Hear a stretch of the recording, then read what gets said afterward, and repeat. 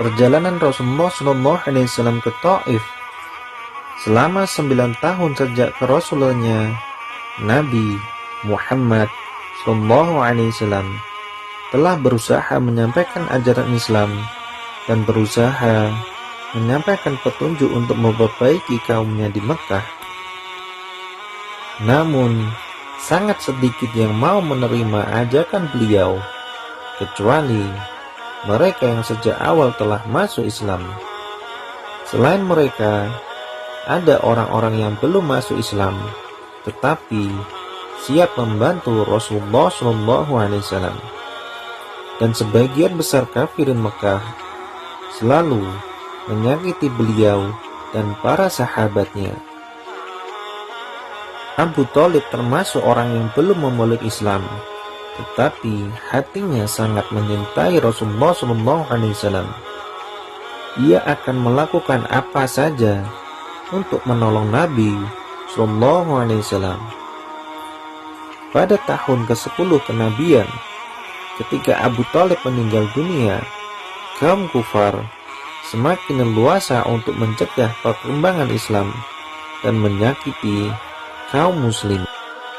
Karena keadaan tersebut, Rasulullah SAW pergi ke Taif. Di sana ada suatu kabilah bernama Thaqif yang sangat banyak anggotanya. Beliau SAW berpendapat, jika mereka memeluk Islam, maka kaum muslimin akan terbebas dari sisaan kaum kafirin dan akan menjadikan kota itu sebagai pusat penyebaran Islam.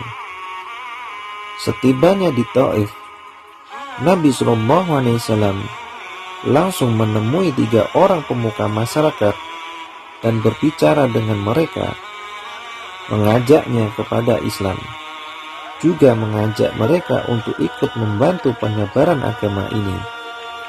Namun, mereka bukan saja menolak, bahkan adat bangsa Arab yang terkenal dengan penghormatannya terhadap tamu tidak mereka tunjuk. Mereka menerima beliau dengan sikap yang sangat buruk. Mereka menunjukkan rasa tidak suka dengan kedatangan Nabi SAW.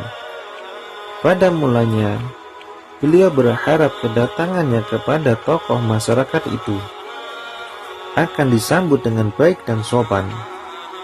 Tetapi sebaliknya, salah seorang di antara mereka ada yang berkata, "Wahai, kamukah yang dipilih Allah sebagai nabinya?" Yang lain berkata, "Apakah tidak ada orang selainmu yang lebih pantas dipilih Allah sebagai nabi?" Yang ketiga berkata, "Saya tidak mau berbicara denganmu, karena jika kamu memang benar seorang nabi, seperti yang kamu akui, dan kemudian aku menolakmu, tentu tidak akan mendatangkan bencana. Dan jika kamu berbohong, maka tidak ada gunanya berbicara denganmu." Setelah menemui mereka yang sulit untuk diharapkan itu, Nabi SAW berharap agar dapat berbicara dengan selain mereka.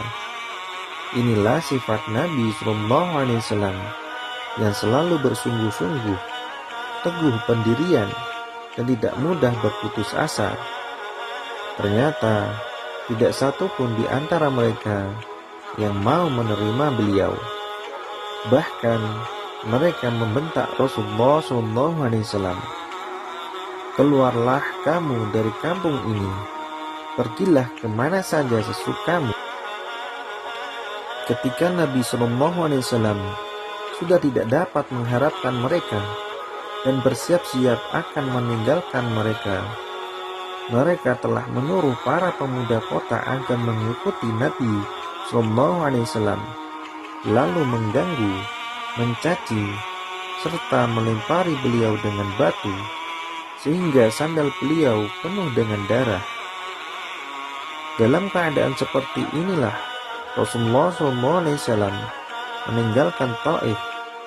Ketika pulang, Rasulullah SAW menjumpai suatu tempat yang dianggap aman dari kejahatan mereka. Beliau SAW berdoa kepada Allah Subhanahu wa Ta'ala, "Ya Allah, aku mengadukan kepadamu kelemahan kekuatanku dan sedikitnya daya upayaku pada pandangan manusia. Wahai yang Maha Rahim dari sekalian rahimin, Engkaulah Tuhannya orang-orang yang merasa lemah, dan Engkaulah Tuhanku. Kepada siapakah Engkau serahkan diriku? Kepada musuh yang akan menguasaiku, atau kepada keluargaku yang Engkau berikan segala urusanku? Tiada suatu keberatan asalkan tetap dalam ridhamu. Afiatmu lebih berharga bagiku. Aku berlindung kepadamu dengan nur wajahmu yang menyinari segala kegelapan dan yang membaguskan urusan dunia dan akhirat. Dari turunnya murkamu atasku atau turunnya azabmu atasku, kepada Engkaulah kuadukan keadaanku hingga Engkau ridho. Tiada daya dan upaya melainkan denganmu."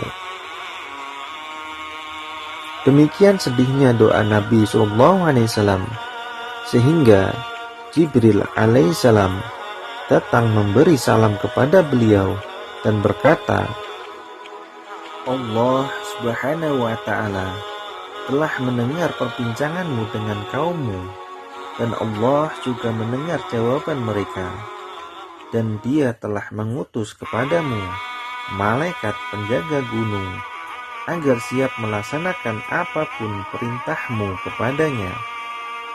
Malaikat itu pun datang dan memberi salam kepada Nabi SAW seraya berkata, "Apapun yang engkau perintahkan akan kulaksanakan.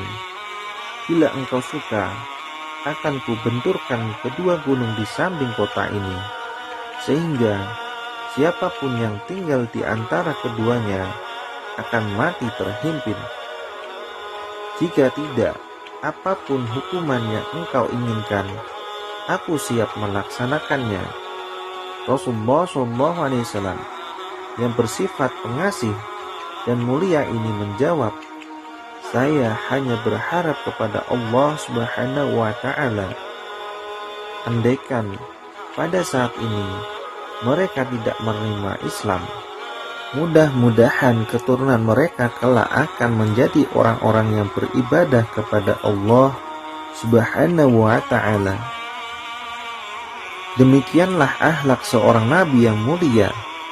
Kita mengaku bahwa diri kita adalah pengikutnya, tetapi ketika kita ditimpa sedikit kesulitan, kita akan mencela, bahkan menuntut balas.